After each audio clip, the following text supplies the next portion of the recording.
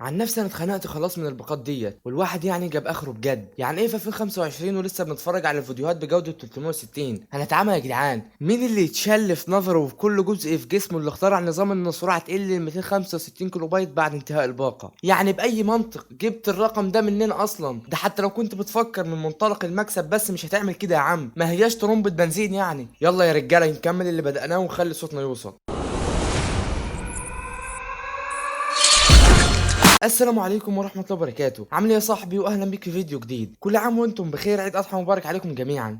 في 3 فيديوهات فاتوا اتكلمنا عن الانترنت في مصر وطالبنا بخدمة انترنت غير محدودة وخدمة محترمة، والنهارده مستمرين عشان الناس اللي زهقت، عشان الناس اللي مش عارفه تتعلم او تطور من نفسها بسبب النت المحدود، عشان الناس اللي شغلها بيقف بسبب النت، عشان الناس اللي خسرت شغل بسبب النت، وعشان عايزين بلدنا تتقدم في جميع المجالات، لانه الانترنت النهارده مش رفاهيه، ده بقى شريان اقتصادي والله قادر على تغيير اقتصاد مصر 360 درجه. السكوت اللي احنا فيه مش حل نهائي ومش هيغير اي حاجه. حرام حرام اننا نفضل ساكتين على الوضع ده وهم بيكسبوا من ورانا مليارات، وفي الاخر مفيش ولا خدمه محترمه ولا سعر كويس ولا حتى انترنت مفتوح زي بقيه دول العالم ولا احترام لعقولنا كمستخدمين. انا جاي اقول لكم النهارده ورسميا حمله انترنت غير محدود رجعت من تاني، ومش ساكتين غير لما نرجع بحقنا زي بقيه دول العالم، وان شاء الله هنطلع بهاشتاج. هيتم الاعلان عن اسم الهاشتاج والميعاد اللي هنشارك فيه كلنا قريب جدا باذن الله، بس خليكم متابعين القناه الايام الجايه. قبل ما ادخل في موضوع الفيديو ونشوف مين المستفيد من النت المحدود، ما ننساش ندعي لاخواننا المستضعفين في كل مكان. اللهم اشف جرحاهم وارحم موتاهم وثبت اقدامهم وسدد رميهم، وصلى على النبي يا صديقي ويلا بينا نكمل. طبعا يا صاحبي احنا عاملين جروبات للحملة على فيسبوك وواتس والتليجرام، لازم الكل يشارك ويثبت وجوده هناك عشان هدفنا حاليا نضم اكبر عدد في الجروبات ديت. هسيب لك جميع الروابط في اول تعليق او في الوصف. دلوقتي في وقت احنا محتاجين فيه نكون ايد واحده وصوت واحد، هدفنا الاساسي هو تجميع الناس في مكان واحد عشان نقدر نوصل صوتنا بشكل منظم ويكون له تاثير اكبر. هتبدا تظهر جروبات كتير وناس بتحاول تنسب الحملة لنفسها، ده كله عشان الريتش طبعا، واصوات تحاول تشتت الناس. عشان كده احنا بنأكد من دلوقتي احنا محتاجين نتجمع في مكان واحد، مش محتاجين نتفرق، عايزين نكون متحدين. تعال بقى في الاول نسأل سؤال مهم جدا: مين المستفيد من الانترنت المحدود في مصر؟ ببساطة كده صديقي، شركات النت واللي بتتعامل مع المستخدمين على انهم خزنة فلوس ماشية على رجلين. في تقارير مالية منشورة بتوضح ارباح شركات الاتصالات في مصر، وتحديدا وي هي اللي متحكمة في باقي الشركات اصلا.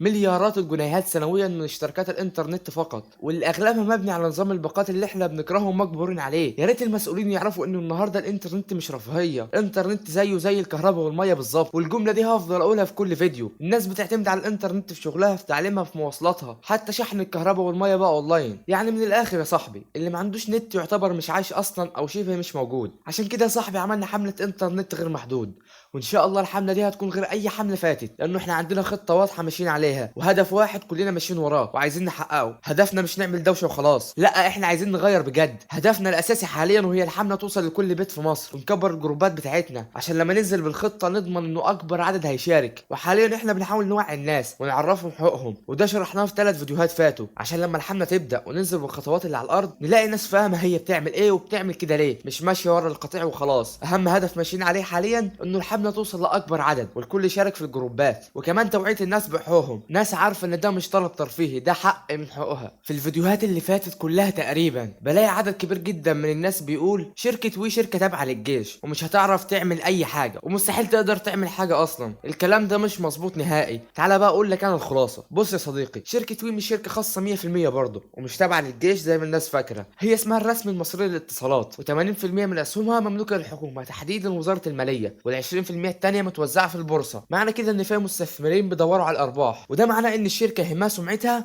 يهمها ما تخسرش عملاء، ويهمها سعر السهم ما يقعش. تاني نقطه بقى حابب اوضحها ليك: دخل الشركه الاساسي جاي مننا احنا كمستخدمين، من اشتراكات الانترنت الارضي ومن خطوط الموبايل والباقات. يعني ببساطه احنا الزبون اللي هم مش عايزين يخسروه. لو الضغط الشعبي كمل وصوت الناس بقى عالي والناس شاركت في الحمله ديت، عندنا احتمال من اتنين ممكن يحصل: يا اما الشركات هتضغط على جهاز تنظيم الاتصالات عشان يغير النظام الحالي للباقات اللي اتطبق من 2019، وده حل مش سهل نهائي وهيخسرهم كتير، فمش هيلجأوا ليه غير لو الوضع خرج عن السيطره فعلا، زي مثلا لو عدد المستخدمين بدأ يقل او الاسهم في البورصه بدأت تقع. علشان كده في الغالب هيفضلوا الحل الاسهل، وده حصل مع حملات كتير فاتت، وده كان سبب رئيسي في فشل الحملات ديت. بيبعتوا لجان الكترونيه تشوش على الحمله، ناس تدخل تقول لك كلام محبط او تقنعك ان مفيش فايده، او تطلع اقتراحات ملهاش علاقه بالواقع عشان تشتت الناس، واي حد من النوع ده بنلاقيه في الجروبات بتاعتنا بياخد بان على طول. عشان كده يا صديقي المطلوب منك دلوقتي حاجه واحده، نفس طويل وخلينا مستمرين لاطول فتره حتى لو قعدنا شهور، وده اللي شغالين عليه حاليا. واهم حاجه دلوقتي اننا نوعي الناس بحقوقهم زي ما حصل في السعوديه جنبنا، قعدوا مستمرين على الحمله والمقاطعه 3 شهور كامله، وبعد ال3 شهور بقى عندهم نت غير محدود. عشان كده يا صاحبي بقولها لك من دلوقتي، اي حد بيحاول يحبطك او يحسسك ان مفيش امل اديله بلوك على طول. في ملحوظه مهمه جدا حابب اقولها ليك، عندك دوله زي بريطانيا عندها حوالي 50 مليون نسمه، تخيل ممكن يكون عندهم كام موزع للانترنت؟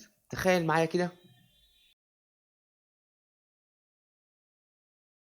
بريطانيا عندها 211 موزع للانترنت، 211 موزع يا مؤمن عشان 50 مليون بني ادم بس. طيب دولة فيها 120 مليون بني ادم، توقع يكون فيها كم موزع للانترنت او كم واحد ماسك البنية التحتية؟ عندنا موزع واحد فقط وهي شركة المصرية للاتصالات، واللي بتعبر عن الاحتكار في ابهى صوره وبتقضي على التنمية. والله يا رجالة الشعب بيعاني، واللي بيحصل ده كتير قوي. انا لو قعدت اتكلم من هنا للصبح مش هعرف اوصف معاناة الشعب. كل اللي اقدر اقوله حسبي الله ونعم الوكيل، واحنا بنعمل اللي علينا وباذن الله هنقدر نغير. دلوقتي في حاجه مش عارف افرح بيها ولا احزن بيها والله. اكيد في اليومين اللي فاتوا طلع لك اعلان الجيل الخامس بدأ في مصر. ايه ده، احنا بقينا 5G؟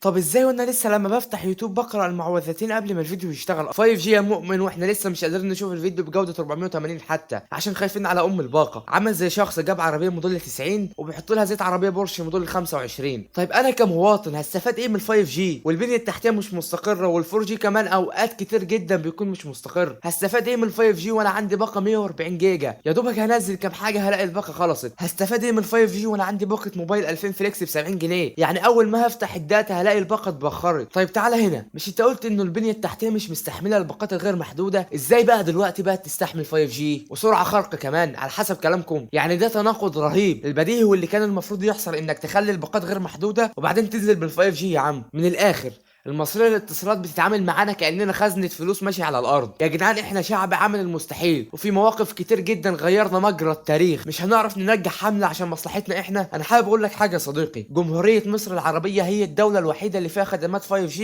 ولسه الإنترنت عندها محدود. والله الكلام ده عيب في حق دولة بحجم مصر فيها 100 مليون شخص. احنا دلوقتي بنطالب بحقنا اللي هو المفروض من المسلمات في بقية دول العالم. مصر فيها ملايين بيتعلموا، فيها ملايين شغلهم الأساسي على الإنترنت، فيها ملايين شغلها بيقف بسبب النت المحدود والخدمه الزباله. والله انا مش بقول حاجه جديده، دي معاناه الشعب المصري يوميا وبنحاول نوصلها للناس. يعني يا صاحبي عدد دول العالم اللي فيها نت محدود 4 دول بس. انت متخيل يا صاحبي 4 دول بس اللي عندها نت محدود، وللاسف منهم مصر. يعني احنا من القله القليله اللي لسه عايشين في عصر الجيجا بكام يا معلم. تحس ان المصرية الاتصالات فاتحه لك حنفيه كده وبتلقط لك منها جيجات. يا سلام يا بلدي، دايما متميزه. طيب انا عايزك تسمع المعلومه الجايه ديت وتركز معايا قوي. انت تعرف ان الانترنت هيغلى تاني في شهر 7؟ عندك علم بالكلام ده؟ يعني النت غالي جدا اصلا دلوقتي، وكمان هيغليه تاني وهيكون محدود برضه. وعشان كده مش لازم نسكت يا رجاله ونتكلم. والله يا صديقي لو كلنا بقينا ايد واحده هنغير وهنلاقي تغيير باذن الله. دلوقتي هيجي شخص يقول لي انت عايز تقنعني انك هتجيب حقك بالكلام؟ هقول لك اولا الكلام له تاثير قوي جدا طبعا، بس احنا دلوقتي مش هنكتفي بالكلام لانه عندنا خطه كامله بنحاول نغير بها الوضع. كل اللي عليك انك تنضم للجروبات ديت وتستنى، لانه اللي جاي شديد باذن الله. اي حد هلاقيه بيقلل من اللي احنا بنعمله او شايف انه مفيش امل مش عايز اشوفه في التعليقات او في الجروبات بتاعتنا. وان شاء الله لما يشوف التغيير بيحصل قدامه هيعرف قد ايه اللي احنا كنا بنعمله له تاثير. حتى لو مفيش تغيير يا صاحبي دلوقتي، وحتى لو العدد اللي بيشارك قليل، احنا مكملين عشان الناس اللي زهقت. والله يا صاحبي انا عارف ان في ناس عندها يأس وحاسين ان مفيش فايده. حابب اقول لك انه مفيش حد هيجيبك من ايدك ويقول لك تعالى اديلك حقك. من الاخر اللي ساكت على حقه عمره ما هينوله. انشر الفيديو ده، احكي لاهلك واصحابك ولجيرانك. لو كل واحد فينا شارك يا صديقي احنا ممكن نوصل الحمله ديت لمصر كلها. وقتها نلاقي تغيير فعلا، هنكون كلنا ايد واحده. ناس كتير بتطالب بحقها ومش ساكته. لو انت شايف انك زهقت وان اللي بيحصل ده عيب في حقنا، اكتب في التعليقات انا مع الحمله وهنكمل للاخر. واكتب تعليق تشجع بيه غيرك انه يكمل معانا ويستمر. شارك يا صديقي معانا، مش عشانك انت لوحدك، عشان اخوك، عشان بنتك، عشان شغلك، وعشان جيل كامل مش هيتطور من غير نت غير محدود. وهقولها ليك تاني يا صاحبي، ان شاء الله الحمله دي مش زي اي حمله فاتت، مش هتطلع ترند يومين وتختفي باذن الله. احنا هنا عشان نستمر، احنا هنا عشان ندافع عن حقنا لاخر نفس فينا، وهنفضل نطالب بيه بكل الطرق السلميه والواعيه مهما الوقت طال. احنا اتعلمنا من الاخطاء اللي اللي قبلنا وعارفين ان الطريق مش سهل، بس الفرق الوحيد اننا مش هنقف ومش هنتهز. الحمله دي مبنيه على وعي، تنظيم وصبر، ومش هنسمح انها تضعف او تتحول لترند يومين وتتبخر. احنا هنكمل باذن الله يا صديقي، وهنثبت ان صوتنا ليه قيمه وتاثير زي ما ثبتنا قبل كده على مر العصور. ما تخليش عندك يأس، احنا مش اقل من اي شعب تاني، وحقنا في الانترنت غير محدود، مش رفاهيه، دي حياتنا، شغلنا، تعليمنا. ربنا معانا يا رجاله، وان شاء الله النتيجه هتكون على قد صبرنا وتعبنا. في حاجه مهمه بقى حابب اقولها ليك في الاخر، احنا في الحمله ديت مش بنهاجم اي حد ولا بنحرض على اي جهه او شخص، احنا بس بنطلب حقنا في انترنت غير محدود بسعر مناسب وجوده محترمه زي كل دول العالم اللي حوالينا. احنا شباب بنحب بلدنا وعايزين نغير للافضل، وبنستخدم حقنا الطبيعي في التعبير عن راينا بكل احترام وبطريقه سلميه من غير اي تطاول على حد او تجاوز في حق حد.